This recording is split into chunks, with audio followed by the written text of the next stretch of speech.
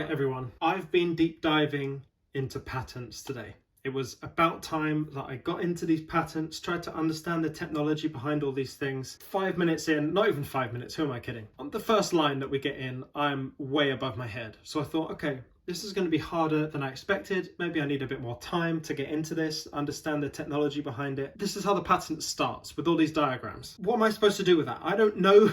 I don't know these things, right? We're going to get into all of the things that I've discussed in this video and the questions I have to follow on from that. And also a big announcement at the end of the video too, that will also lead to the answer, but we'll get there. The inventors on this patent are Nick Armstrong, Ben Buckingham, Daniel Friedman, Elliot Shepard, and Eric Knight. Interestingly, in that assortment of people, we've got people who work at Apple who have done multiple patents at Apple to try and get these new technologies through. But interestingly, Nick Armstrong, this guy over here, he submitted this patent while working at Identity, as you can see on the screen here. They operate within payments data, and this is really important for the rest of this patent video. Bear in mind, this is all for context. They have securely share payments information regardless of the payment rail or currency type. Interesting. Improve the speed and transparency of cross-border payments. Interesting. They use analytics to generate new insights and new products and create new revenue. Interesting. And of course, they unlock new insights and unleash exponential value. That's a lot of value within your data. So they're basically a data company, basically ticking the boxes for what we think this is talking about: cross-border payments and securely sharing payment information regardless of the currency type.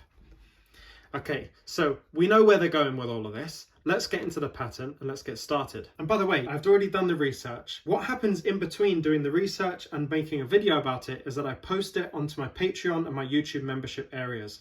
That also goes on to the members only areas on my Discord. So it was this morning when everyone got this information. So if you'd like to be part of that information early bird crew, then you want to join as one of the members on one of those platforms. If you're watching on YouTube right now, the button is right next to the subscribe button. It's join. You can join for just £3 a month and you get access to all those early bird research pieces. So this is what the patent is for: a computer implemented method for processing a financial transaction, includes the steps of transmitting one or more documents pertaining to the financial transaction from an intermediary server to a document store, generating an enriched data record.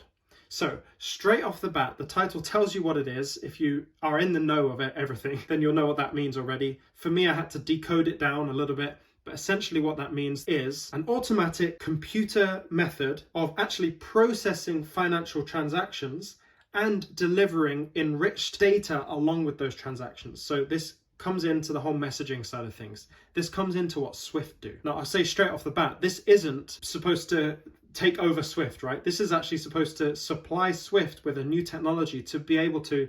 I'll get there. I was about to give you too much there.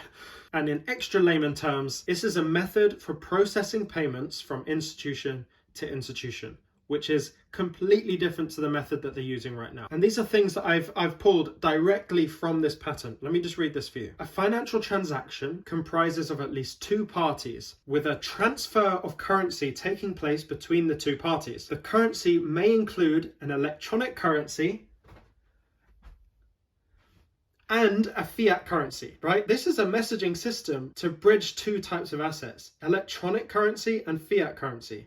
Are you starting to piece together where I'm going with this? In any case, any financial transaction includes a plurality of data associated with the financial transaction. Every financial transaction comes with lots of data. The plurality of data may include payment metadata, such as account numbers of at least two parties, business identifier codes, that's BIC, of the financial institutions corresponding to at least two parties, and the amount of currency to be transferred, and the type of currency that you actually are transferring, right?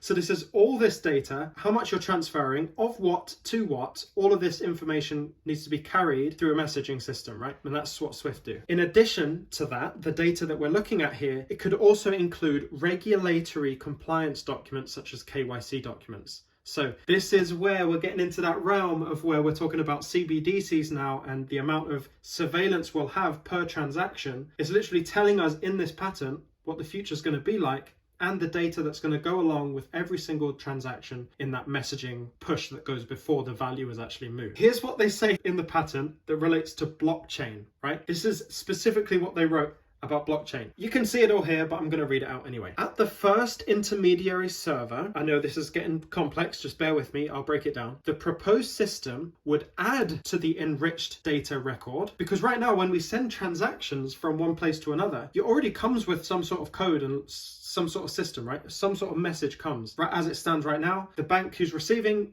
gets all that data about you, the account number that's coming from, all of that, how much money is being moved from what currency into what currency. But what this is doing is adding the enriched data record into a blockchain, okay? From the first intermediary server, requesting the generation of a token, okay? So this is now the part of the message that Swift would send is actually now able to interact with blockchain. So that message gets sent.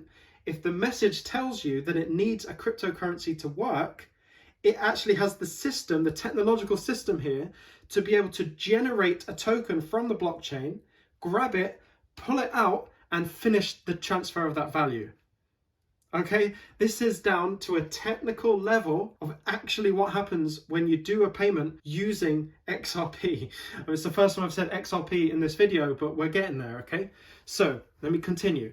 It requests the generation of a token corresponding to the financial transaction. So it requests a token that relates to the message that's being sent for the transaction to a token server from the first intermediary server via a messaging bus. Okay, so imagine this a bus, right? You've got Old Town and you've got New Town. This is Blockchain Town. In order to retrieve the token from Blockchain Town, you have to get on the messaging bus, right? So you've got to get on the messaging bus. It goes over there. Blockchain Town says, oh, traditional system, you want some crypto, do you, for this transaction? Okay, so then they're able to send that message as like a telegram over to Blockchain Town, and Blockchain Town now generate that token at the token server, and then they add the token into the transaction. This is crazy, guys. Are you listening to this? It's like the way it will operate when we move to this new system. This is how institutional transactions will actually utilize tokens from blockchains. This is crazy. So it quickly became my question, well, what blockchain are they going to use? Like, surely there's got to be something, some sort of framework, blockchain framework that would actually attach to this messaging system, this new messaging system, to be able to provide the tokens, right? Now, let me tell you, there are only 2 blockchains that are mentioned in this whole patent. I want you right now, whether you're in the live chat or in the comments after the premiere, I want you to write down the 2 that you think that it's going to be. I'll give you some time. Your time's up. You should already know the answer. I'm not waiting for you. Come on now. But it would be nice if you left a comment and like this video. Let me read this sentence and it will give you the answer. Embodiments of this invention, the exact way we want this invention embodied and put out into the real world, can be implemented using Ripple.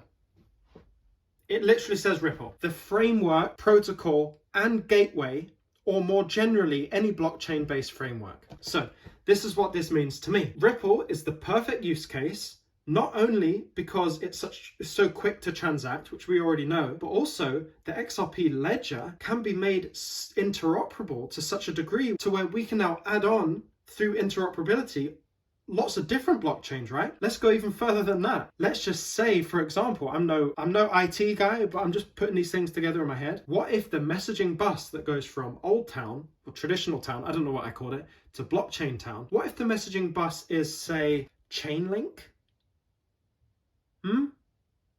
Yeah, linking all the blockchains. So what if we have this amazing little system here where payments can be settled by XRP, and any payments made outside of XRP could in some way be interoperable with this new system via Chainlink, or let's say XDC, and there's interoperability there. The fact is, we'll always need liquidity, so XRP is always going to be part of this equation. And I want to read another little mention of Ripple here in the patent. In a particular form, the final settlement process can be enabled through a Ripple framework, thereby to facilitate substantially real-time settlement. Come on, they're giving us the answers. Real-time settlement across multiple institutions and multiple banks. Anyone getting excited here? Another quote.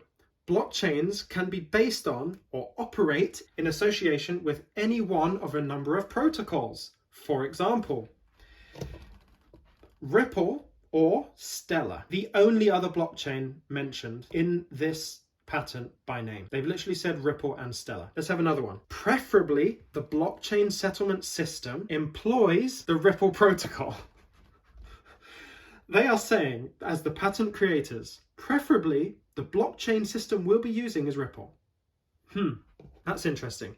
And one more quote from this. This is under the settlement section. Gateway of Payers Bank sends by way of non-limiting example XRP, the native currency of the Ripple protocol, to Biller's Bank Gateway. Payers Bank Gateway notifies the token database 1023 of receipt. They are using XRP and Ripple's system here as a direct example of how it integrates into their system for settlement. I don't know what else to say here. I will say also that Ripple and Stellar are the only two blockchains mentioned by name in this whole document. Ripple was mentioned 10 times and Stellar was mentioned 1 time. And I think that has a significance in all of this. So from all of this, we can assume that the use of this system that we're looking at in this patent here is the financial system incoming. So let's get to the questions that I have, right? I've got questions about this patent now. I'm going to seek answers and I'll get to the big reveal in a second. One question I have is, how do we know that this patent is being employed in this new system? Yes, it all makes complete sense and it fits into everything, this narrative that we've built up over time in our research and deep dives. It fits it perfectly. But where do we see this patent referenced by banks, for example, or by Swift? Is there a link there? My other question is, we see that this patent is pending in various locations and active in some other locations. What I want to know is, what does that actually mean? Can you use the technology while a patent is pending? Would a government or a financial institution use the technology talked about in a patent without regulation? These are things I would like to know. And there is one person who I plan on asking, and that person is going to be my next guest on the podcast. It's none other than T's Crypto Spot himself. There are very few people I would love to have a conversation with more than T himself. T has been through the patents. He understands the technology. He's an IT guy. He's got connections into all this whole world. And in addition to that, he has a way with communicating it that I know if you don't know who T's Crypto Spot is, you're going to love that interview. It's for sure going to be one of my favorite conversations on the podcast ever. I don't care who's coming as a guest in the podcast. This one will be one of my favorites. I'm going to go hard. I'm going to ask him all the questions, all the doubts that people have, and he's going to clarify it all in a single video. And I don't care if this video is 4 hours long, okay? I don't care.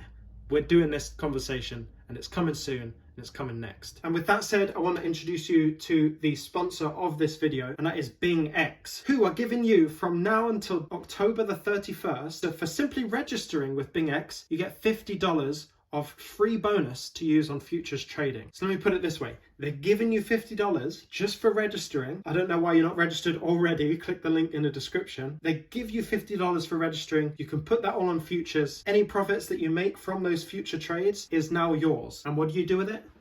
Send it to the cold storage.